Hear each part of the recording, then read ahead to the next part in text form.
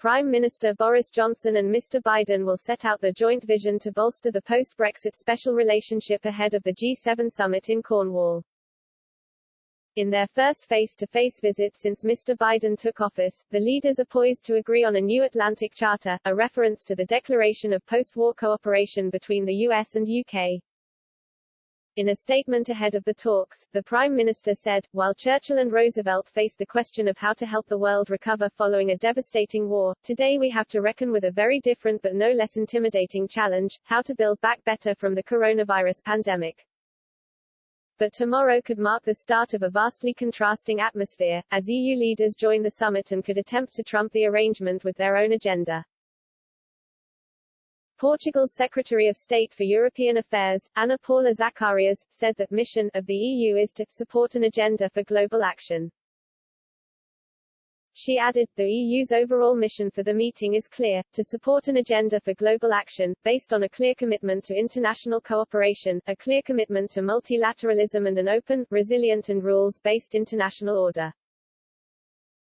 Addressing the different points where the agenda for global action should focus, Ms. Zacarias made reference to the pandemic, which needs global cooperation to be overcome, indicating that, in multilateral terms, more needs to be done. She stated, the President of the European Commission, von der Leyen has clearly explained what we are doing in terms of exports and supporting vaccine production, but more needs to be done, a stronger multilateral response is needed. This is believed to mean striking a deal between Brussels and Washington to reduce export restrictions on COVID-19 vaccines and drugs.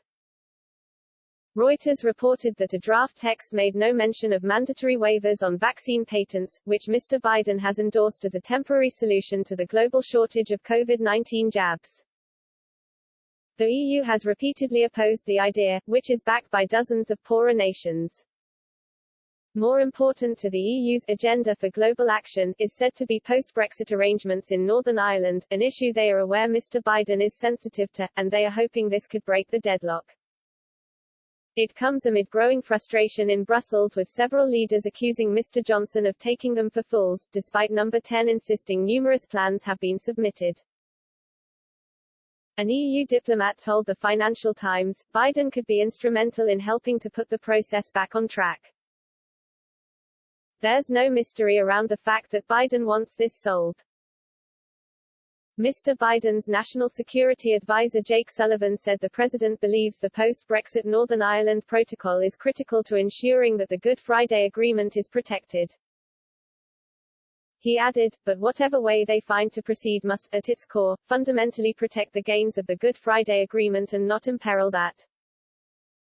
And that is the message President Biden will send when he is in Cornwall.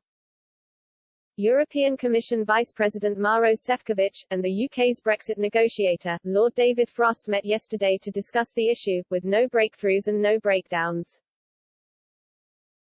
Asked about the row as he arrived in Cornwall for the G7 summit, Mr. Johnson said, I think that what we want is something that enables us to protect trade flows, east, west, as well as north, south, and that's easily doable. I'm very optimistic about this, I think that's easily doable. The reason to do that is because it is the way to preserve the essential balance of the Good Friday Agreement, which has to look at things both north-south in the island of Ireland, but also east-west.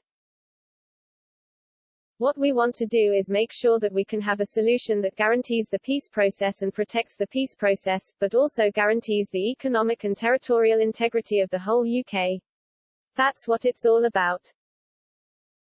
But João Vale de Almeida, the EU's ambassador to the UK, hinted that Mr. Johnson could be ganged up on at the summit.